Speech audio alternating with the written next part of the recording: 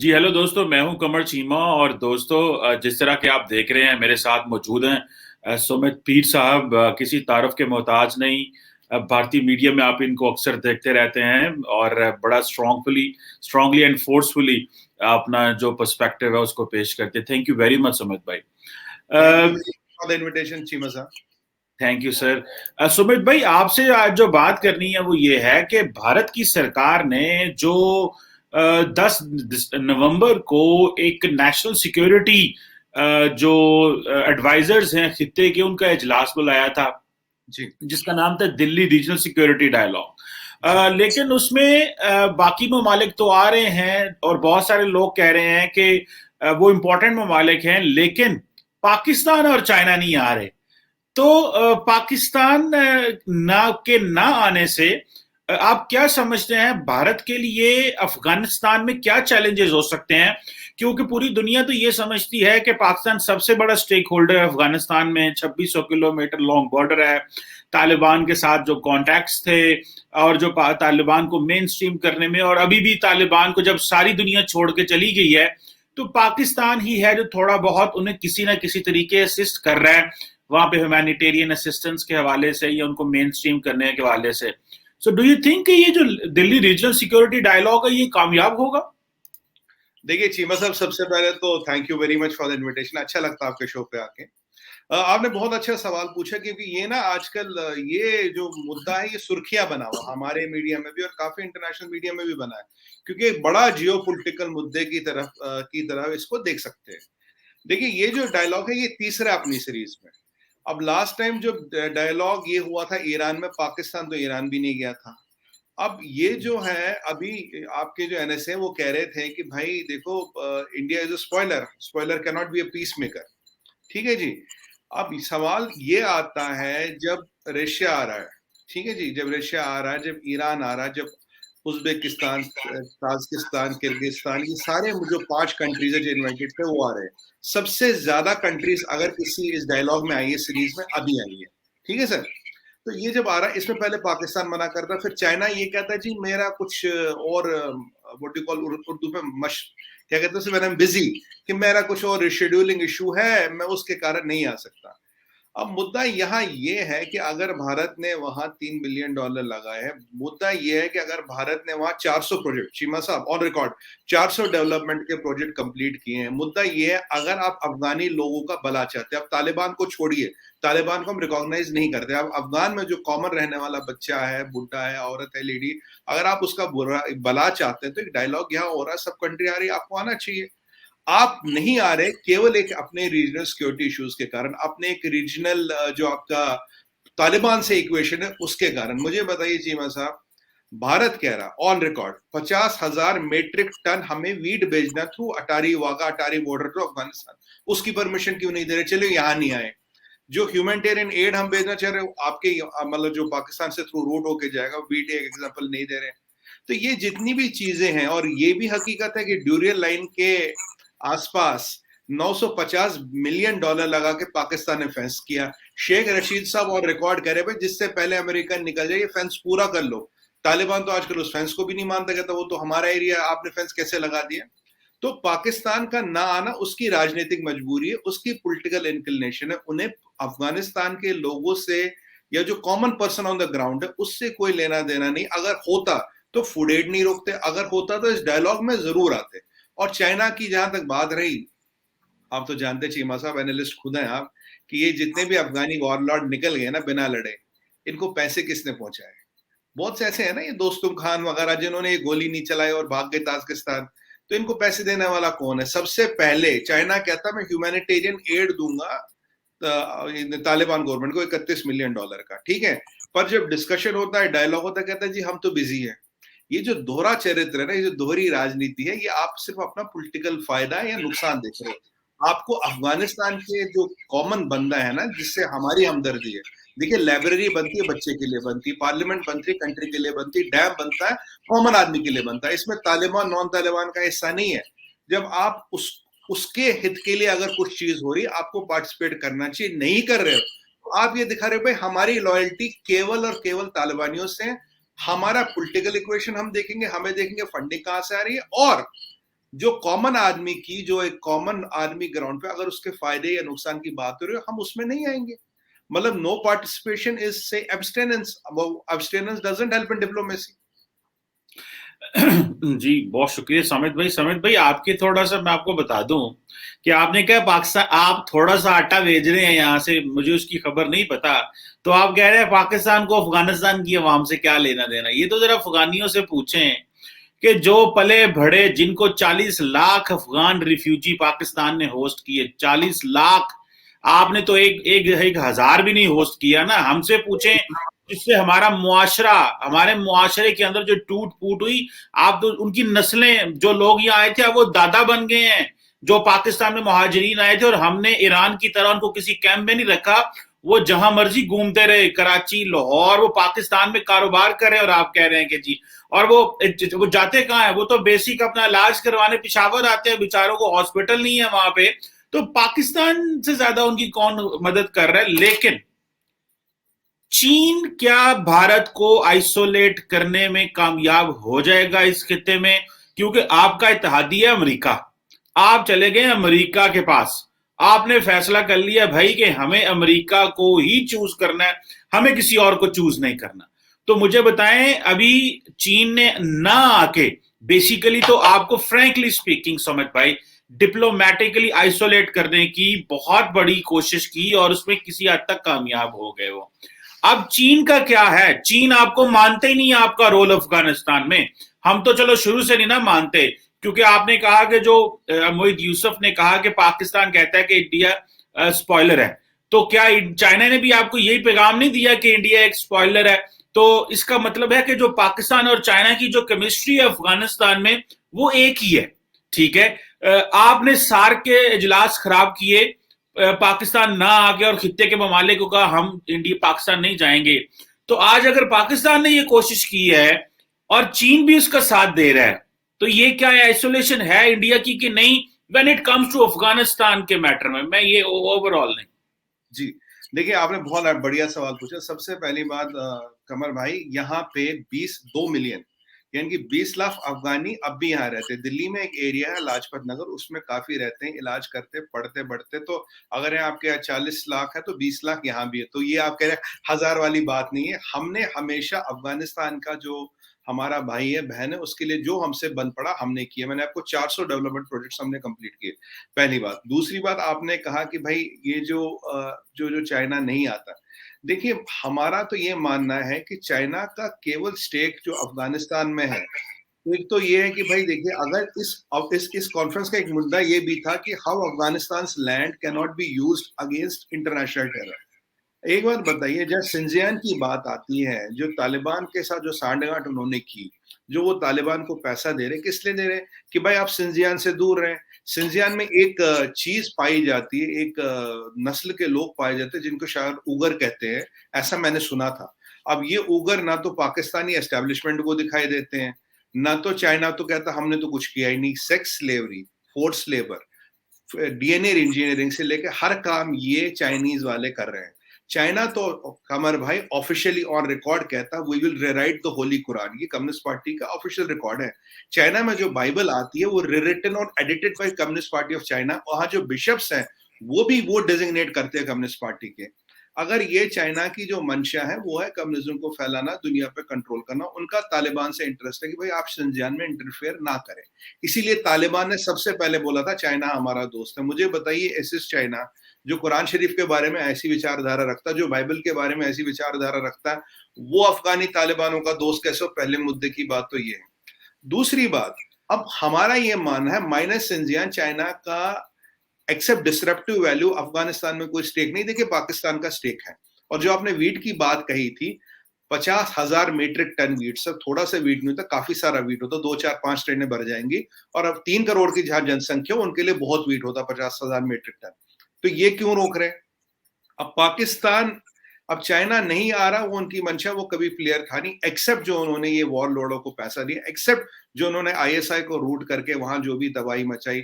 ISI ने Haqqani network खड़ा किया। आईएसआई के चीफ वहां जाते हैं जब वहां सरकार बनती है, फिर बदले जाते, वो अलग बात है। आप में मुझे बताया आईएसएस के को सपोर्ट आईएसआई का, ISSK। अब बताइए ISSK ने जो पीछे बॉम्बिंग की जिसमें 50 लोग उन्होंने हॉस्टल में मारे, 50 लोग उन्होंने मरीज हॉस्टल में मारे, बोले ये हम तालिबानों को सेटल कर रहे हैं। बोले तुमने हमें इनफिडल बोला था, तुमने काफिर बोला था, अब उसका बदला ले रही है। ISSK कह रहा, मैं नहीं कह रहा। ये जो परिस्थितियां हो रही है, आपको नहीं लगता कि पाकिस्तान को इस मीटिंग में आना चाहिए था? बिल्कुल आना चाहिए। चाइना को तो स्टेक ही नहीं है। चाइना को अगर आप पूछिए उगर कौन है, कहते हैं उगर को तो हम जानते नहीं। इवन प्राइम मिनिस्टर साहब नियाजी साहब भी कहते हैं भाई हमने इसका अध्ययन किया था, हमें ऐसी कोई रिपोर्ट नहीं मिली। चीमा साहब आप जानते हैं दुनिया भर के मीडिया में हर जगह ये रिपोर्ट है, हर जगह इसके बारे में बात हो रही है, बट पाकिस्तान और चाइना को ये चीज नहीं दिख रही। पॉलिटिकल रीजन से समझ आता है। दूसरी बात, लास्ट पॉइंट, अभी ये जो अधिवेशन हुआ तीसरा लाइन में सबसे ज्यादा कंट्रीज इसमें आ रही है, सबसे ज्यादा कंट्री। चलिए आपने हमारा वाला बाइकआउट कर दिया जी, इंडिया स्पॉइलर है, ये 400 प्रोजेक्ट खत्म करने के बाद भी हम स्पॉइलर है, कोई बात नहीं। पर एक बार बताइए ये जो ईरान में हुआ था वहां क्यों नहीं गए? ईरान भी स्पॉइलर है क्या? मैं आपका लॉजिक करता हूँ, अगर इंडिया स्पॉइलर है तो ईरान भी स्पॉइलर है क्या? आपकी बात काट रहा हूँ समित भाई, पाकिस्तान के फॉरेन मिनिस्टर गए थे, 2 दिन के लिए गए थे अभी रिसेंटली। नहीं, जब पीछे यही समिट ईरान में हुआ था ना, तब पाकिस्तान नहीं गया था। ये NSA मीट जो ईरान में हुई तब उसको बाइकआउट किया था। तो अब बताइए अगर इंडिया स्पॉइलर है तो ईरान भी स्पॉइलर है क्या? नहीं, मैं फ्रैंकली स्पीकिंग मुझे अब याद नहीं है ये NSA की मीटिंग ईरान के लिए, लेकिन ईरान के साथ तो हमारे बहुत अच्छे ताल्लुकात हैं। अप्स एंड डाउन्स आते रहते हैं क्योंकि बॉर्डर के हमारे इश्यूज रहते हैं। लेकिन अदरवाइज, और हमने ईरान की बॉर्डर पे भी फेंस लगा ली हुई है, थोड़ी सी रह गई है, वो भी कंप्लीट कर लेंगे। तो वो मेरा नहीं ख्याल कोई मसला है ईरान के साथ, वैसे मसला है। लेकिन सुमित भाई एक और बात पूछूंगा, आप देखिए मेरी बात सुने, भारत का मीडिया जो है ना, और भारतीय सरकार भी एट टाइम्स, मीडिया वही कहता है जो सरकार कहता है। आपको पता है मीडिया और क्या कह सकता है, सरकार कहेगी तो मीडिया बोलेगा। वो कहते हैं जी पाकिस्तान तो इस्लामिक स्टेट को सपोर्ट करता है, हम तो इस्लामिक स्टेट ऑफ खुरासान को सपोर्ट करते हैं। अब एक तरफ आप हमें बुला रहे हैं अपने उसमें डायलॉग में, जी आए रीजनल सिक्योरिटी डायलॉग अफगानिस्तान पे, और दूसरा आप कह रहे हैं जी आप इस्लामिक स्टेट को फंडिंग कर रहे हैं, आप दाइश को सपोर्ट कर रहे हैं। तो मुझे ये बताएं कि आपको, और दुनिया में कोई ऐसा मुल्क नहीं है, कोई समेत अमेरिकन के कोई ऐसा मुल्क नहीं है जिसने कभी ये कहा हो जी कि पाकिस्तान ने इस्लामिक स्टेट को सपोर्ट किया है। ये सिर्फ भारत और भारत की सरकार, और थैंक यू दोवल सर, वो उन्होंने ये जो रट लगवाई हुई है बहुत सारे मीडिया के हाथों। तो ये आप हमें बुला रहे थे किस चीज के लिए? हमें कोई हमसे वे फॉरवर्ड लेना चाह रहे थे, या हम पर जो लाइव इल्जाम लगाना चाह रहे थे, इस चीज के लिए बुला रहे थे? बहुत बढ़िया सवाल किया आपने। सबसे पहले मैं आपको सबसे पहले बता दूं, आपने लास्ट क्वेश्चन में मैं आंसर देना भूल गया था। देखिए हमारी रिलेशन रशिया आ रहा है, रशिया यहाँ, आप माने ना माने, रशिया अब भी मिलिट्री सुपर पावर है और वो चीज उससे कोई नहीं छीन सकता। चाइना से बड़ा मिलिट्री पावर रशिया, रशिया आ रहा है, और रशिया के डायरेक्ट स्टेक है अफगानिस्तान में, चाइना से कहीं ज्यादा स्टेक है। रशिया आ रहा है, ठीक है, ईरान आ रहा है, पहली बात तो ये। दूसरी बात, आपने कहा मीडिया, अब बताइए CNN में ये आया है, अब ये बताइए यूके पोस्ट में ये खबर आई है, अब ये बताइए जर्मनी के DW न्यूज में ये पोस्ट आई है। ये मैं आपको न्यूज चैनलों के नाम बता रहा हूँ क्योंकि ये तो हम न्यूज चैनलों वगैरह पे रहते ही है, इन पे ये पोस्ट आई है। अब मुझे बताइए अजीत डोवाल साहब का इन्फ्लुएंस क्या है? नीदरलैंड, यूके, जर्मनी, हर जगह है, पहली बात। दूसरी बात, ISIS खुरासान ने भी बॉम्बिंग नहीं की, 50 लोग नहीं मारे हॉस्टल में, बोला नहीं कि एक तुम तालिबानियों ने हमें काफिर कहा था, हम उसका बदला ले रहे हैं। ये मैं नहीं कह रहा, उनका स्टेटमेंट है, ठीक है जी। पहले तो ये बात रही। अब बहुत बढ़िया सवाल जो था हमारे भाई, वो था कि हमें बुलाया क्यों? भाई अगर आप कह रहे हो हम सपोर्ट करते, बुलाया क्यों? देखिए ये जो चीज है, ये हम तो तालिबान को मानते नहीं, हमने तो बोला इंक्लूसिव गवर्नमेंट है ही नहीं, बहुत क्लियर है। हमने क्या बोला? हमने बोला जो अफगानिस्तान की धरती को टेररिज्म के लिए यूज न किया जाए, ग्लोबल कंसर्न है, पहली बात। वो टेररिज्म फिर कहीं भी जाए। दूसरी बात, जो वहां जो ह्यूमैनिटेरियन, आप देखिए इकोनॉमी खत्म है, फॉरेन एक्सचेंज है नहीं, तेल मरवाने के पैसे नहीं, वहां बेचारे बूढ़े बच्चे औरतें, आपने कहा पेशावर आते, बहुत से इंडिया आते हैं, मैं हालत देखता हूँ, या गुड़गांव आते हैं, आप देखिए जिसके पास पैसा आता है, ठीक है, बहुत से ऐसे लोग हैं जिनके पास पैसा नहीं है, उनके जो लोग बच्चे जो फंसे पड़े, जर्नलिस्ट है, लेडीज है। मैं कमर चीमा साहब एक चीज आपको और बोलूं, अभी 270 लेडीज जजेस थी अफगानिस्तान में, हर एक को ट्रैक करा तालिबान, हर एक को डेथ वारंट दिया। काफी तो आपके पाकिस्तान आ गए, काफी दुबई चले गए, और कुछ लोग अब भी फंसे हैं, उनको घर जाके ढूंढ रहे। जिस आदमी को उन्होंने अगेंस्ट एट्रोसिटीज ऑफ वुमेन सजा दी, वो आदमी को तालिबान ने आधे जेल से रिहा करे, और वही आदमी जिसको रेप की सजा दी, जिसको ऐसे उल्टे सीधे काम की सजा, वही उस फीमेल जज को ढूंढ रहा है। ये तो वहां की सिचुएशन है। हमारा था ह्यूमैनिटेरियन एड, और ये जो धरती को अगेंस्ट टेररिज्म ना यूज किया जाए। तालिबान को हम मानते नहीं, तो प्राइम मिनिस्टर मोदी क्लियर कह चुके, मोदी जी क्लियर कह चुके, it's not an inclusive government, हम उनको नहीं मानते। हाँ, एक अगर कोई भी अब सत्ता में होगा, एक रेजिडुअल डिप्लोमेटिक चैनल्स वो ऑन रखनी पड़ती, जिसे कम्युनिकेशन लिंक बोलते हैं, but we are not recognising Taliban, that is for sure. हमारा कंसर्न अफगानिस्तान की जनता, अफगानिस्तान के लोग है। अगर आप ये 50,000 मीट्रिक टन वीट जाने दे, नियाजी साहब जाने दे, तो भाई साहब क्या आपत्ति है, आप जाने दीजिए ना। आपको मुझे बताइए, अगर तो वहां आपके किसी पास जहाज नहीं है तो क्या, जहाज के जरिए भेजना। नहीं एक बार बताइए मुझे जहाज के, देखिए हम तो फिर जो हमारा दूसरा पोर्ट है, जो ईरान में पोर्ट है, उसके थ्रू भी भेज सकते हैं। कॉस्ट बढ़ता है, टाइम बढ़ती है, ड्यूरेशन बढ़ता है, और इससे एक और चीज भी होती है।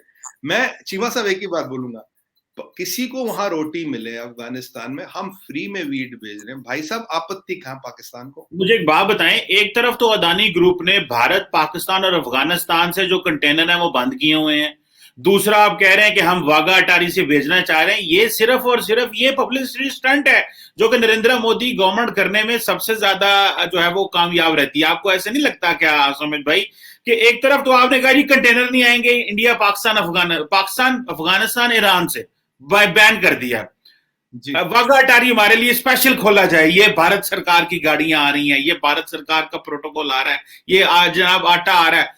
भाई आपने भेजना है तो आपके पास 10 और रास्ते हैं, आप पहले कौन सा इस रास्ते से चीजें बेचते रहे हैं जब अफगानिस्तान, आपने क्या अफगानिस्तान के साथ और कारोबार कोई नहीं किया हुआ, माजी में आपकी इंपोर्ट एक्सपोर्ट नहीं चलती रही, तो उसी रास्ते बेचे ना, इस रास्ते को क्यों बेच रहे हैं? जस्ट जिन्हों पंजाबी कहते ने दिल है को नहीं ਤੁਹਾਡਾ ਕੱਲਣ ਤੇ ਐਵੇਂ ਨਾ ਚੋਪਾ ਕਰਾਉਂਦੇ ਹੋ ਤੁਸੀਂ। अब देखिए मेरी पंजाबी इतनी अच्छी तो है नहीं, मैं पंजाबी में जवाब नहीं दे पाऊंगा।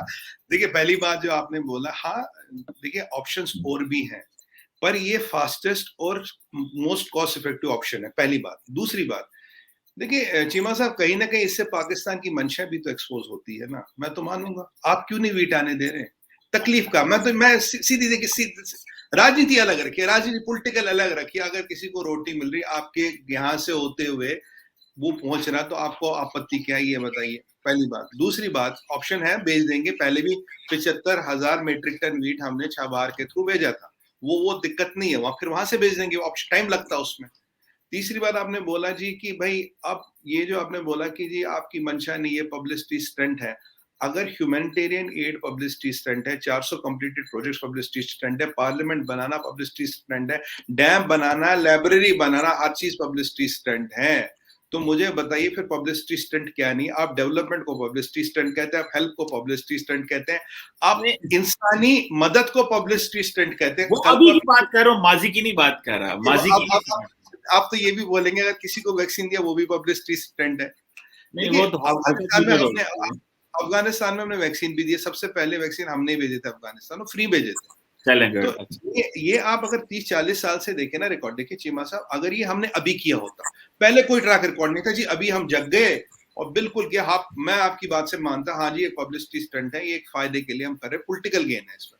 बट अगर पिछले 30 साल का 20 साल का रिकॉर्ड देखें, अगर ये सब पिछले 20 साल से हो रहा है, ये उसी की कंटिन्यूएशन में एक और स्टेप हो रहा, आप इस स्टेप को पब्लिसिटी स्टंट कहते हैं, 19 स्टेपों को आप कह रहे हैं नॉर्मल प्रोसेस है। How is it possible sir? नहीं मैं वो आपकी बात समझ गया, वो आपने वो कहा ना, आपने पाकिस्तान तो वैक्सीन भेजी नहीं थी कोवैक्स प्रोग्राम के तहत, वो जो भेजनी थी वो आपको आपने वो गोल रफू चक्कर कर गए और वो हमारे भेज रहे वो जो हमारे आपने नहीं भेजी, वो यूएन की तरफ से आनी है, आपने नहीं भेजनी, यूएन ने भेजी। अच्छा समित भाई आखिरी छोटा सा एक चीज अभी सर हमने 5 बिलियन वैक्सीन डोजेस कमिट कराए G20 में, 5 बिलियन, 7 बिलियन वर्ल्ड की पॉपुलेशन है, 5 बिलियन डोज हम देंगे, और कोई कंट्री ऐसी नहीं है जिसने इतना बड़ा कमिटमेंट दिया। आप देखिए जादू, देखो मैं जादू बताता हूँ आपको, राजनीतिक जादू। तो चीमा साहब हमने 5 बिलियन डोजेस कमिट क्या कर दी, WHO ने कोवैक्सीन अप्रूव कर दी, जो इतने टाइम से वहां पड़ी थी, पता नहीं कौन से कागज फर्चे मांग रहे थे, जबकि आधी इंडिया को कोवैक्सीन लग गई है, मोदी जी को तो खुद कोवैक्सीन लगी है, उससे खूब लोग झपिया पा रहे थे, मिल रहे थे, तब उनको तकलीफ नहीं थी। बट जैसे 5 बिलियन डोज बोलते हैं भेज देंगे, 24 घंटे में कोवैक्सीन अप्रूव हो जाती है। मुझे बताइए चीमा साहब, ये जो बोतलों में रखी केमिकल फॉर्मूला है ना वैक्सीन का, क्या मोदी जी के कमिटमेंट देती ये फॉर्मूला बदल गया? बायो हैजर्ड से बायो सेफ हो गया, क्लिनिकल ट्रायल्स हो गई, सब कुछ हो गया। आज WHO से पूछे भाई ये क्या जादू है कि मतलब एक राजनेता, एक पॉलिटिकल लीडर एक कमिटमेंट देता है दूसरे पॉलिटिकल लीडर्स को, और आपके यहाँ जो आपके केमिस्ट है, जो आपके डॉक्टर है, जो टेक्निकी विशेषज्ञ केमिस्ट्री एक्सपर्ट्स है, उनका दिमाग एकदम 24 घंटे में बदल जाता है। ये कौन सा जादू है? और आपको इसलिए पता लगेगा वैक्सीन का अप्रूवल रुका क्यों था। चले ये तो इन्होंने रोका था, दे दिया होता। चले वो तो इन्होंने रोका था, हमने कभी दे दिया होता। WHO को पता हो, नहीं वो आपके पास थी नहीं था वो, चले छोड़ें इसको। आखिरी सुमित भाई, छोटा सा आखिरी सवाल, क्या भारत जल्दी अफगानिस्तान को रिकॉग्नाइज करेगा या अपने दोस्त अमेरिका बहादुर के कहने पे ही रिकॉग्नाइज करेगा? और मुझे तो लगता है कि अमेरिका आज भी जो इंडिया की पोजीशन है कि अमेरिका के बगैर एक कदम भी नहीं चल सकता, तो क्या आप अमेरिका के बगैर ही रिकॉग्नाइज करेंगे कि जब अमेरिका करेगा तब करेंगे? देखिए, भारत की पॉलिसी जो है इंडिविजुअल अपनी बनती है। अमेरिका से हमारा दोस्त अमेरिका भी है, हमारा दोस्त रशियन भी है। अगर आप देखिए 60% आर्सेनल रशियन है, 40% या 20% अमेरिकन है। फ्रांस से आता है, इटली से आता है, हर जगह आता है। सबसे बड़ा ट्रेडिंग पार्टनर अमेरिका आज के डेट में इंडिया का, और India number 2 trading partner America का। चाइना के साथ उनका $600 बिलियन का डिफिसिट है। और एक चीज कमर चीमा साहब, शायद आप जानते हो कि ये जो जी जिनपिंग साहब है 2 साल से चाइना से बाहर नहीं जा रहे, हर चीज वर्चुअल करना चाह रहे। ऐसा इनको क्या डर लग रहा है? पता नहीं किस चीज का डर लग रहा है। इसमें हमने 1-2 डिबेट भी की थी हमारे मीडिया पे। ऐसा डर क्या लग रहा है? नियाजी साहब भी जा रहे हैं, मोदी जी जा रहे हैं, दुनिया के सब लीडर बाहर जा रहे हैं। सिंगापुर छोटा सा मुल्क है, मलेशिया वाले तक जा रहे हैं, अर्दोगन साहब भी बाहर जा रहे हैं, जी जिनपिंग साहब चाइना छोड़ के नहीं जा रहे। पता नहीं क्या डर है। चलिए उस पर कभी फिर बात करते हैं। अब इंडिया की पॉलिसी चलती है इंडिविजुअल पे। हमने पहले भी बोला हम तालिबान को रिकॉग्नाइज नहीं करते। अमेरिका करे ना करे वो उनकी मंशा है, चाइना करे ना करे वो उनकी मंशा है, रशिया करे वो उनकी मंशा है। हमारी कमिटमेंट है to the people of Afghanistan. उसके लिए जितना भी होगा, जो भी होगा, हमसे बन पड़ेगा। हमने तालिबान को न रिकॉग्नाइज पहले किया था, ना अब कर रहे हैं, ना फ्यूचर में करेंगे। ये तो मैं आपको गारंटी दे रहा हूँ। बिल्कुल ठीक है, चलें let's see how it unfolds after this Delhi dialogue.